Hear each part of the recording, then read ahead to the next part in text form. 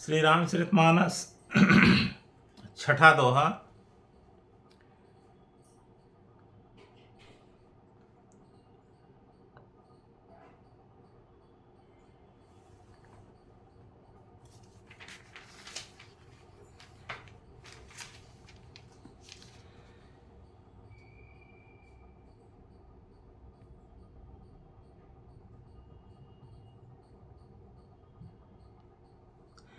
मैं अपनी दिस कीन्ह निहोरा, तिन्ह निज ओर न लाऊब भोरा।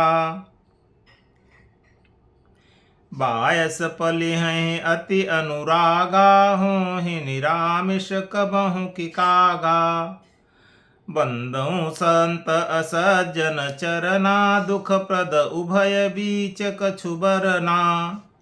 बिछुरत एक प्राण हरि लेहि, मिलत एक दुख दारुण देहि।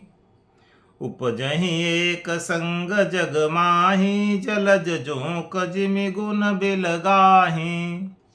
सुधा सुरा सम साधु असाधु, जनक एक जग जलधि अगाधु। भल अनभल निज निज कर तूति, लहत सुजस अपलोक विभूति। सुधा सुधा कर सुर सरि साधु, गरल अनल कलिमल सरि व्याधु। गुण अवगुण जानत सब कोई, जो जेहि भावनीक तेहि सोई। भलो भलाई पै लहई, लहई नीचाइहि नीचु। सुधा सराहिय अमरता, गरल सराहिय मीचु। तो गोस्वामी जी दुष्टों की वंदना करने के पश्चात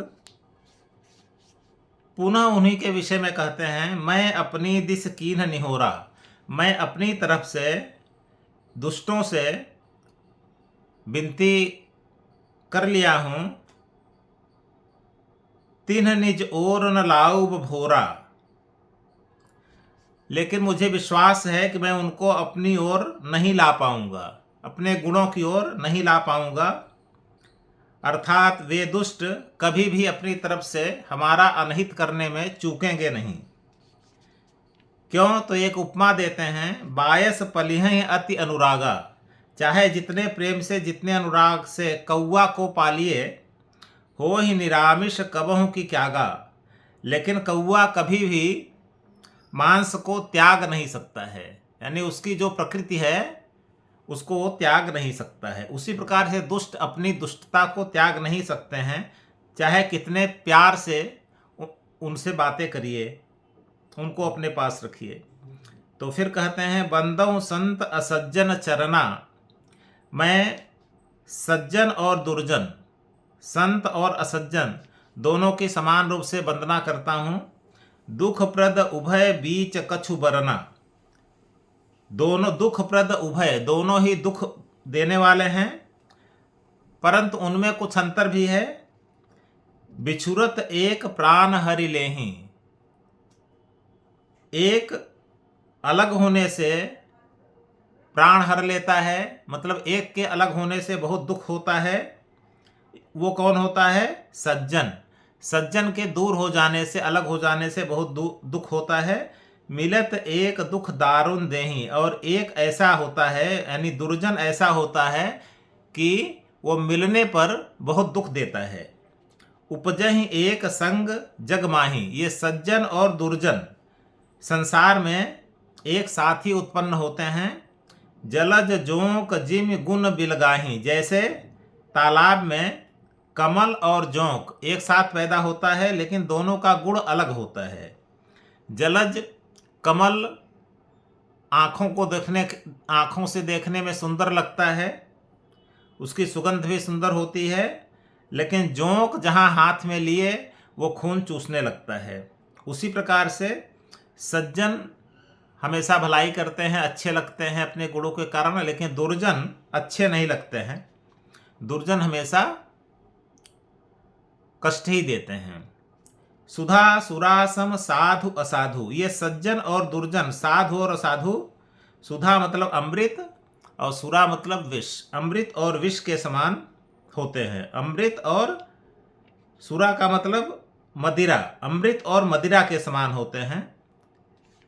जैसे अमृत हमेशा जीवन देता है तो सज्जन जीवन देते हैं, मदिरा नशा पैदा करता है, जो दुर्जन होते हैं वे मिलने पर मोह प्रमाद जड़ता ये सब उत्पन्न करते हैं।